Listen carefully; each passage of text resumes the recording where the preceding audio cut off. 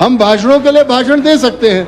मैं किसी जनसभा में बहुत बड़ा भाषण दे सकता हूं कि चुराह विधानसभा क्षेत्र के बैरागढ़ में, जहां से मैं आता हूं, ध्यास में नया एयरपोर्ट बनाऊंगा और चॉपर ये सारी की सारी फ्लाइटें वहीं पे उतारूंगा। बोलने के लिए क्या जाता है। अब जैसे हम लोग केंद्रीय विद्यालय की मांग करते रहते हैं, जैसे मैं उदाहरण दे रहा हूँ, एक चंबा के लिए केंद्रीय विद्यालय मिल जाए। लेकिन जब अनुराग जी ने कहा कि मैं 13 केंद्रीय विद्यालय जो है वो अपने पार्लियामेंट क्षेत्र में दे चुका हूं और बन भी गए, मैंने एक नदौन में भी देखा। जैसे स्वर्गीय GS बाली जी थे, तो वो बड़े धाकड़ तरीके से कहते थे कि जो कहीं पर भी चीज ना हो वो भी मैं खोलूंगा। मतलब आप देखो, कांगड़ा में डिपो हुआ करता था, उन्होंने नगरोटा भंगवा में भी बस डिपो खुलवाया। उनकी वो मास्टरी थी, खुलवाया। यहाँ तो कई मिनिस्टर ऐसे बैठे हुए हैं जिनके पास पोर्टफोलियो भी है लेकिन साइन नहीं कर सकते। आपके ही पास है। मैं जो सच्चाई कह रहा हूँ, अब मैं गोमा जी से मेरे मित्र हैं, हम लोग साथ जीते, आप भी हमारे साथ, हम इकट्ठे 12 में आए। तो जब मंत्री बने तो मेरे को ज्यादा खुशी हुई कि भाई कम से कम इनके पास आयुष आया, स्पोर्ट्स आया, एक आध ग्राउंड चलो हम धक्के से ही ले लेंगे। लेकिन जब ये बजट का प्रावधान देखता हूँ, नहीं मिलता। मैंने तो ये भी छूट दे दी कि जो हमारी PHC, जब सुबह आपने ये मानदंडों की और उनकी बात करी, हमने कहा ठीक है, मानदंड तो उनके होते हैं पूरे जिनके पास ताकत होती है। जिसकी चलती उसकी क्या गलती, वो चाहे 10 हॉस्पिटल खोल दे, जिसकी चलेगी उसकी क्या गलती है। लेकिन गलती तो हमारे लोगों की भी नहीं है। हम लोग कल्याणकारी राज्य में रहते हैं, हमारी भी डिमांडें हैं, हम लोगों का भी तो जीवन है, राइट टू जीने का अधिकार नहीं है क्या हमारे लोगों का? Right to live. कई बार अंग्रेजी नहीं आती, कॉन्वेंट में नहीं पढ़े, याद भी नहीं रहता ना मेरे कि 2 PHC हमारी नहीं खोलनी, ना खोलो, वो वक्त आएगा खुल जाएंगी। जब ट्राइब्स में, मतलब बैकवर्ड्स में हम लोग रहते थे, तो वहां पर क्या प्रसूति करवाने के लिए कौन सी एम्बुलेंस आती थी? मेरे 3 बच्चे पैदा हुए, हमने नहीं हॉस्पिटल में कोई वो करवाए, क्योंकि हमारी जो धर्मपत्नियां हैं वो गृहिणी रही हैं, खेतों में काम करते हैं, बाग बगीचों में काम करते हैं और देसी घी खाते हैं। क्या दिक्कत है? सिफारिश नहीं करी, वो तो सुन लिया होगा। सिफारिश नहीं है, जिनमें जेन्युइन टैलेंट है उनको रहना चाहिए अच्छी सीटों। स्पीकरी तो मैंने चला ली, मेरे जैसा आम बंदा चला गया, और ये तो क्या नहीं चला सकते। उस टाइम के ये 84 के विधायक है, मैं तो 83 में पैदा हुआ। अब मैं क्या इनको बताऊंगा? अब जो सर है वो है ही है, पर जहां इनको होना चाहिए वहां नहीं है, इसलिए मलाल है मेरे को, चंब्याल होने के नाते। सभापति महोदय, स्वास्थ्य और परिवार कल्याण, इस मांग पर मैं भी बोलने के लिए खड़ा हुआ हूं। आपने समय दिया, आपका बहुत बहुत धन्यवाद। जब मैं कर्नल साहब की तरफ देखता हूं तो फिर 10 बार सोचता हूं कि क्या ही बोलूं, क्योंकि मेरे आदर्श हैं, वरिष्ठ साथी हैं और इनको देख करके हम लोग भी बोलना यहाँ शुरू हुए हैं।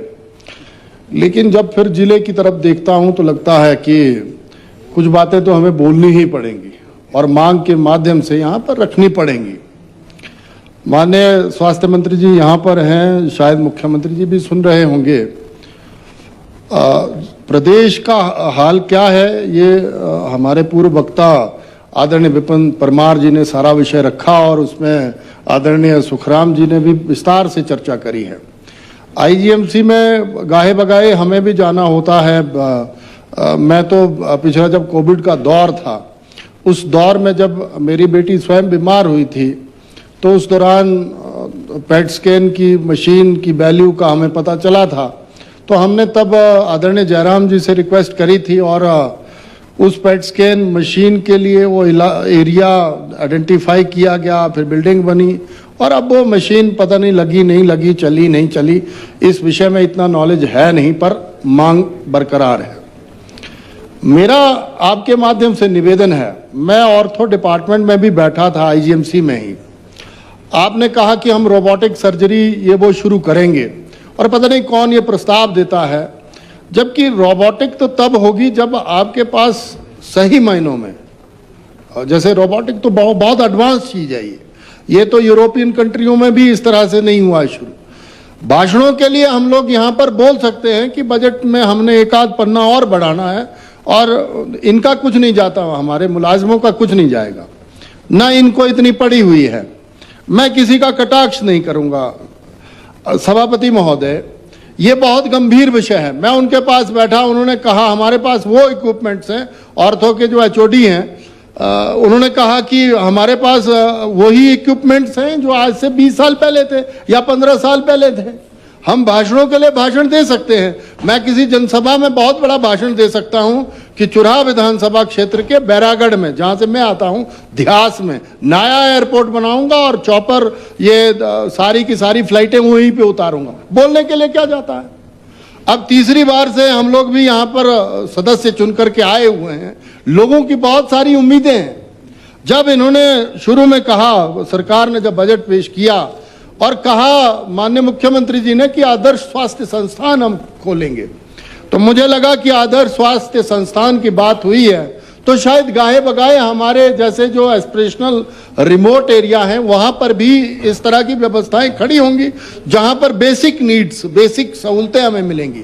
हमारा मेडिकल कॉलेज जो है वो चंबा पूरे जिले को फीड करता है, जहां पर चुराह से तो लोग आते ही आते हैं, सलौनी से भी आते हैं, डलहौजी का इलाका हमारा, सदर चंबा वहां पर फीड करता है, भटियात का आधा सा पोर्शन वहां पर आता है और बाकी आधा एक पोर्शन जो है वो हमारा टांडा की तरफ जाता है। लेकिन उस मेडिकल कॉलेज की बिल्डिंग को बने हुए अरसा हो गया अब तो, और मैं तो यहाँ पर मंत्री जी से, माननीय मंत्री जी से ये रिक्वेस्ट करूंगा कि बड़ी भव्य बिल्डिंग बनी है, कुछ ओपीडी वाला पोर्शन या एक आध पोर्शन रह गया था, उसमें हमने पिछले 2.5 सालों से कोई स्टेप नहीं उठाया है।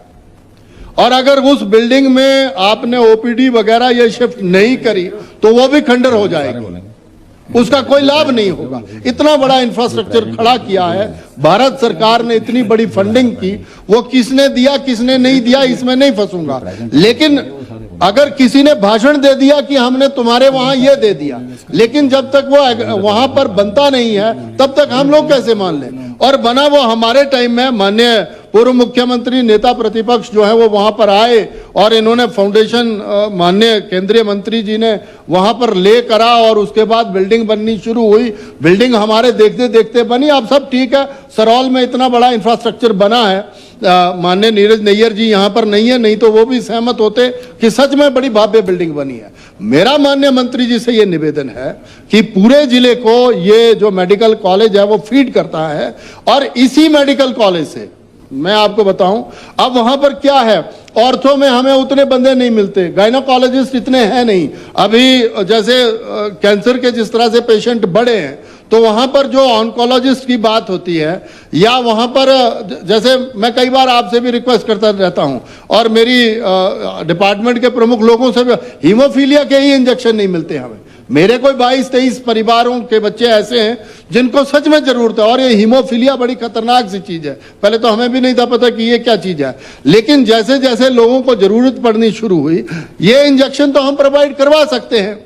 और चंबा में चूंकि हम लोग रिमोट में रहते हैं और राजनीतिक लाभ हमें उतना नहीं मिला है अभी तक जितना मिलना चाहिए था, और जो बेसिक सुविधाएं बाकी जगह, आप जैसे परमार जी चर्चा कर रहे थे कि इनकी ही कंस्टिट्यूएंसी में 3 तरह की सीएचसी जो मुझे लगता है हैं, लेकिन हमारे वहां मैं ठाकुर जयराम जी का धन्यवाद करता हूं कि कम से कम एक सीएचसी उस टाइम हमारी बनी और उसको अपग्रेड भी करा और 100 बेडेड हो गई, तीसा की हमारी।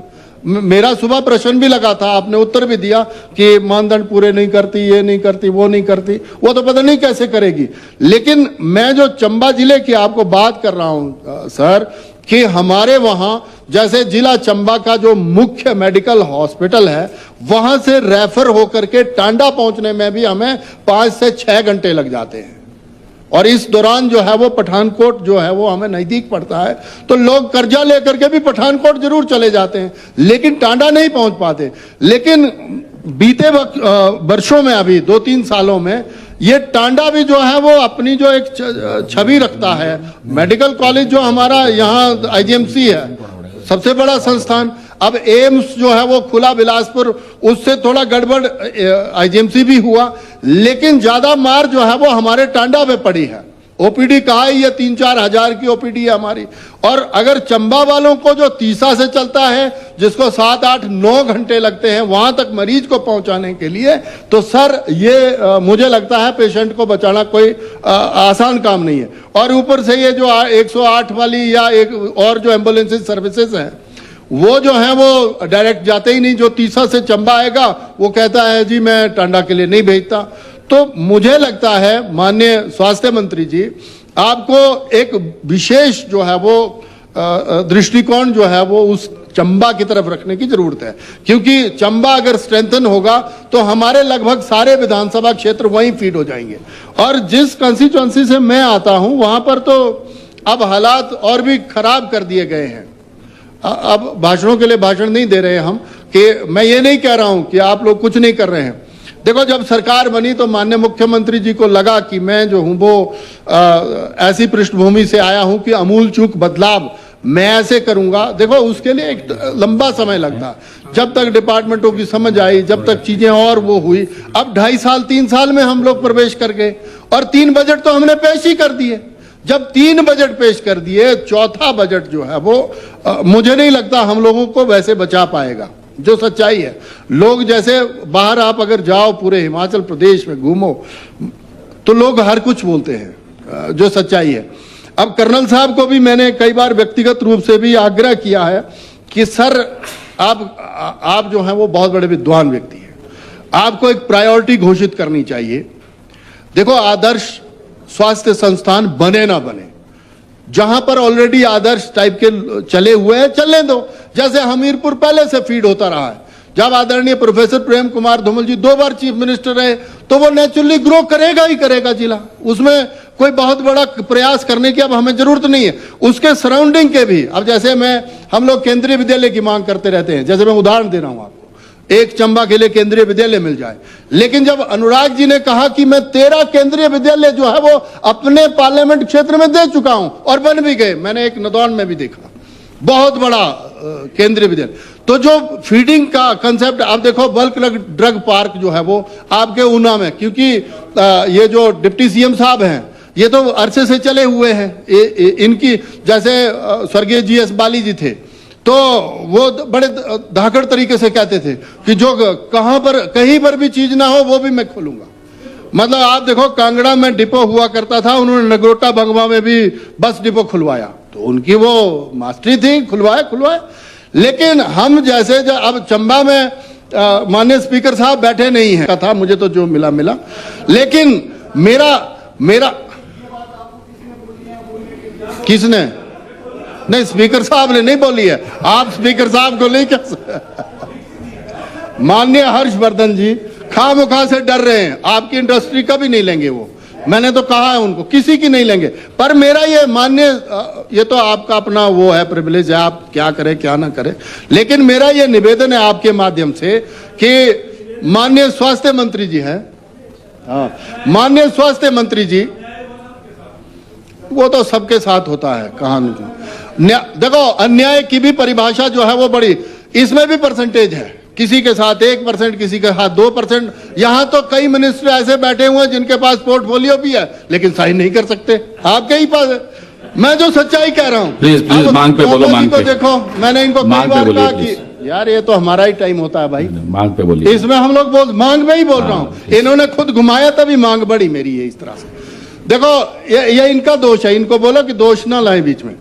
अब मैं गोमा जी से मेरे मित्र हैं, हम लोग साथ जीते, आप भी हमारे साथ, हम इकट्ठे 12 में आए। तो जब मंत्री बने तो मेरे को ज्यादा खुशी मिली कि भाई कम से कम इनके पास आयुष आया, स्पोर्ट्स आया, एक आध ग्राउंड चलो हम धक्के से ही ले लेंगे। लेकिन जब ये बजट का प्रावधान देखता हूं, नहीं मिलता है ना। लॉ तो रहने ही दो, लॉ से तो मैं दूर ही रहता हूं। इसीलिए मेरा जो है वो, मेरा जो निवेदन है आपके माध्यम से सभापति महोदय, जिस चंबा का हम लोग जिक्र कर रहे हैं, ये मुद्दा डाइवर्ट कर रहे थे आप लोग। देखो, प्रतिनिधित्व का मौका जब मिलेगा तब मिलेगा, वो तो तब देखी जाएगी। लेकिन अभी जो आप आदर्श स्वास्थ्य संस्थानों की बात कर रहे हैं, उस पर सोचने की जरूरत है। आपको प्रायोरिटी डिक्लेयर करनी चाहिए। कि भाई जहां तो आदर्श ऑलरेडी है, अब मान लो ये जो आईजीएमसी वाला सराउंडिंग एरिया है, यहां 4-5 कंस्टिट्यूएंसियां वैसे ही आईजीएमसी फीड करती है, तो यहां आदर्श को खोलने की क्या जरूरत है। अब जैसे बिलासपुर जिला है आपका, वहां इतना बड़ा एम्स खड़ा हो गया, वहां 5 विधानसभा क्षेत्रों में क्या आपने आदर्श खड़ा करना, मत करो खड़ा, क्या जरूरत है, क्योंकि वहां ऑलरेडी खुले हुए संस्थान है, कांगड़ा है, वहां टांडा है, हमीरपुर में अपना मेडिकल कॉलेज है। लेकिन जहां पर सच में जिस इलाके को जरूरत है, मैं आपको तब मानूं जब आप वहां पर वो तंत्र पूरा का पूरा खड़ा करो। सर, चंबा का बंदा जब आईजीएमसी में पथरी का ऑपरेशन करने के लिए निकलता है, आप सोचो उस बंदे पर क्या गुजरती है। मैं तो धन्यवाद करता हूं, वहां पर हमारे आईजीएमसी में कुछ बहुत सारे डॉक्टर्स ऐसे हैं सर, जब हम कॉल करते हैं वो कहते हैं कि सर 600 किलोमीटर से मरीज आया है, उसको तवज्जो मिलती है, प्रेफरेंस मिलती है। मतलब क्यों चंबा से वो शिमला आ जाए। हमने पिछली बार, मैं पूर्व मुख्यमंत्री जी का धन्यवाद करता हूं, मैंने इनसे आग्रह किया कि एक डायरेक्ट बस जो है वो जनाब बैरागढ़ से शिमला की तरफ लगाओ, जो 11 घंटे 12 घंटे चलती है, वो लगातार 2-3 स्टेटों को लगा करके आती है। लेकिन मरीज जब पहुंचता है तो हमारे यहां पर जितने भी डॉक्टर हैं हमें सहयोग करते हैं, और बंदा जो है 1-2 दिन में ऑपरेशन करवा करके तीसरा चला जाता है, क्योंकि चंबा में तो उसके टेस्ट ही पूरे नहीं होंगे। वहां तो एमआरआई, सीटी, एक्सरे, इसकी कल्पना ही नहीं की जा सकती। तो मेरा ये आपसे ये निवेदन है, चिल्लाकर मैं इसीलिए बोल रहा हूं कि देखो, जिस दिन आपने चंबा के हालात सुधार दिए, मैं लास्ट में, जब हम लास्ट वाला बजट पढ़ेंगे और जब हम चुनावों में फिर से जाएंगे, तो मैं ये भाषण जरूर दूंगा कि तथाकथित एक व्यक्ति विशेष था, जिस व्यक्ति ने जो है वो शुद्ध उस इलाके के ली थी जिसकी शायद उतनी नहीं ली गई, जो सच्चाई है। पर मेरा ये सभापति महोदय आपके माध्यम से, अब तीसा में एक ही हॉस्पिटल जो हमारा 100 बेडेड हमने बनवाया, वो उसकी बिल्डिंग बननी थी, हमने कहा प्रपोजल्स वगैरह वो सब सबमिट करी थी। उसके बाद जैसे ही सरकार बदली, हमारे हालात ही खराब हो गए। 17 डॉक्टर पूरे 4 साल जो है वो फीड करते रहे उस पूरे इलाके को सर, और आज की डेट में उस विधानसभा के मुख्य हॉस्पिटल जो तीसा है, वहां पर सिर्फ और सिर्फ 2 ही डॉक्टर जो है वो सेवाएं दे रहे हैं। कहां का न्याय है, कहां का आदर्श स्वास्थ्य संस्थान है। मैंने तो उस दिन आपको बजट अभिभाषण पर जब चर्चा हो रही थी, उस दिन भी कहा कि माननीय आप सिर्फ एक ही काम कर दो हमारा। मैंने तो ये भी छूट दे दी कि जो हमारी पीएचसी, जब सुबह आपने ये मानदंडों की और उनकी बात करी, हमने कहा ठीक है, मानदंड तो उनके होते हैं पूरे जिनके पास ताकत होती है, जिसकी चलती उसकी क्या गलती है, वो चाहे 10 हॉस्पिटल खोल दे, जिसकी चलेगी उसकी क्या गलती है। लेकिन गलती तो हमारे लोगों की भी नहीं है, हम लोग कल्याणकारी राज्य में रहते हैं, हमारी भी डिमांडें हैं, हम लोगों का भी तो जीवन है, राइट टू जीने का अधिकार नहीं है क्या हमारे लोगों का, राइट टू लिव। वो तो कई बार अंग्रेजी नहीं आती, कॉन्वेंट में नहीं पढ़े, याद भी नहीं रहता ना मेरे को। मेरा ये आपके माध्यम से ये निवेदन है सर, जीने का अधिकार भी वही जीने का अधिकार उसी में ही आया। अब तो आपने जब आप छाती बजाते हैं पूरी की पूरी कि right to health, right to education, right to RTI, right to फलाना, ये वो हम लोग लाए, कोई बात नहीं, लाए अच्छी बात है भाई, क्या दिक्कत है। और राइट टू करप्शन भी बोला आप लोग लाए। बस कर दिया ना डाइल्यूट सारा कार्यक्रम। नहीं ये करते हैं, फ्लो में जब आता हूं जितने मेरा ये आपके माध्यम से माननीय अध्यक्ष जी ये निवेदन है कि जब हम इस मांग पर चर्चा कर ही रहे हैं, तो ये जो तीसा का हमारा सीएचसी है सर, वहां पर मैं सच्चाई बताऊं, हम 325 तरह की दवाइयां फ्री ऑफ कॉस्ट मिलती थी सर। एक्सरे 24/7 देते थे, वो कृष्णा लैब देती थी, चाहे कौन लैब देती थी, गरीब को थोड़ी मतलब होता है। आयुष्मान में एडुकेट पैसे रहते थे, हिम केयर में पैसे रहते थे, सहारा में पैसे रहते थे, लेकिन आज की डेट में हमें वो दवाइयां भी नहीं मिलती सर। और हमारे लोगों के हालात अभी भी उतने अच्छे नहीं हुए हैं। ठीक है, हम लोग एस्पिरेशनल है, उठ रहे हैं। मैं तो 2010 से पहले सर सरकारों की कल्पना यही करता था। आज तो लोग हमसे बस की सीट भी बुक करवाते हैं। तब तो सर हमारे घर वाले नहीं बोलते थे, लाइट जाती थी ना तो किसी एमएलए को फोन नहीं जाता था। अब एमएलए की इंपॉर्टेंस बड़ी है, और जिस तरह से इतनी बड़ी है कि जो प्रधान काम नहीं करता सर, वो भी काम हम लोगों को करने पड़ते हैं। और रोज रोज जब मैं घर आजकल तो घर भी नहीं जाता मैं, सच बताऊं तो जब उस तीसा हॉस्पिटल में देखता हूं तो वहां पर हमने अलग से पानी का कनेक्शन दिलाया, स्वच्छता वहां पर रहे, आरकेएस में लोगों को भर्ती करवाया, आउटसोर्स पे हमने जो है वो 14 नर्सें वहां पर लगाई थी, वो सारी बाहर हो गई तो अपने आप हॉस्पिटल तो पैदल हो गया। और जहां कोई ओपीडी कम नहीं है, कोई 300 की ओपीडी है सर, 400 की ओपीडी है, फिर उसका कौन, ये उस हॉस्पिटल को आदर्श बनाओ, सारा हिमाचल का वो करके ना एक वो आदर्श बना दोगे। मैं यही हाउस में बोलूंगा कि माननीय मुख्यमंत्री जी का फार्मूला बिल्कुल सही था, आदर्श कुछ तो हुआ, ये मैं बोलूंगा, खुद बोलूंगा, मैं जोर से बोलूंगा, चिल्ला करके बोलूंगा। लेकिन अब जब सवा 2-2.5 साल हो गए हम लोगों को, तीसरा बजट पेश हो गया, हम लोग जो है वो खाम निराधार की बातें हमने करी हैं, मैं कोई आलोचना नहीं कर रहा हूं, लेकिन अगर आप लोग जो है वो सर, आपके माध्यम से इनसे ये आग्रह कर रहा हूं कि 2 PHC हमारी नहीं खोलनी, ना खोलो, वो वक्त आएगा खुल जाएंगी।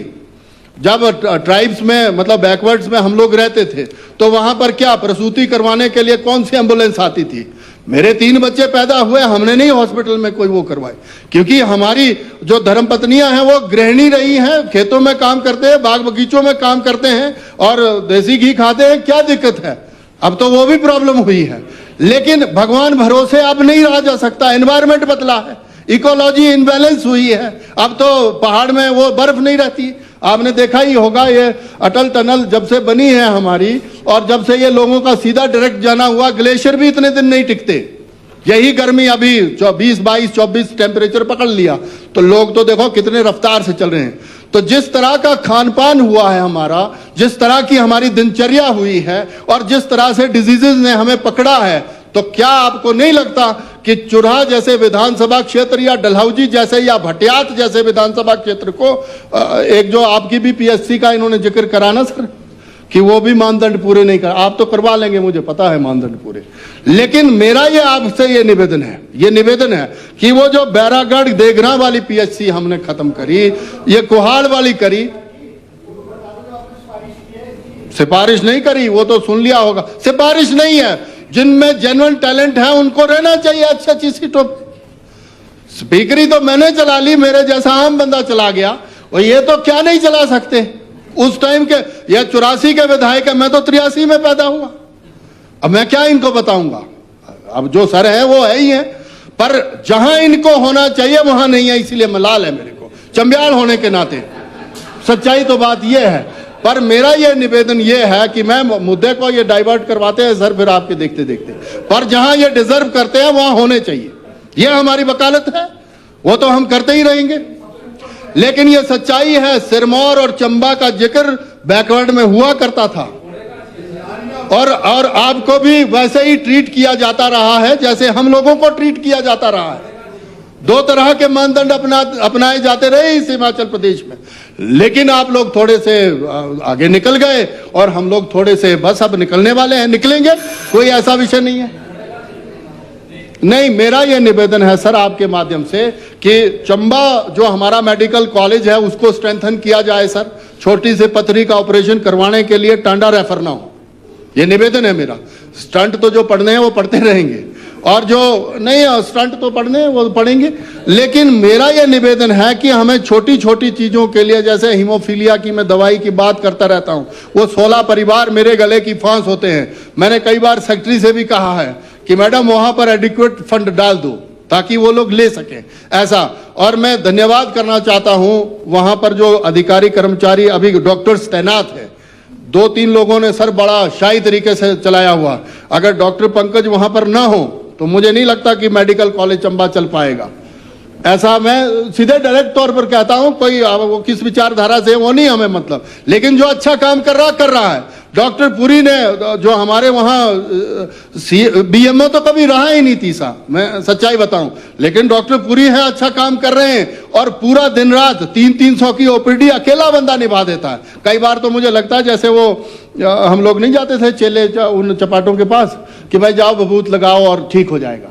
लोगों की आस्था तो ऐसी हो गई है कि जब तक पुरी साहब नहीं लिखेंगे पर्ची तब तक मरीज ठीक भी नहीं होगा। तो मैं स्वास्थ्य मंत्री जी से ये निवेदन करूंगा कि जो ये मांग 9 पर हम लोग चर्चा कर रहे हैं उसमें मैं भी शामिल हुआ हूं। आप ये सारे भाषण को अन्यथा ना लें, किसी व्यक्ति पर हमारा वो नहीं है, लेकिन हाँ, जब हमने बात रखी है आदर्श स्वास्थ्य संस्थानों की, आदर्श स्थापित करें आप, और आने वाला समय जो है वो आपका उसके लिए न्याय करे आपके साथ। धन्यवाद माननीय अध्यक्ष।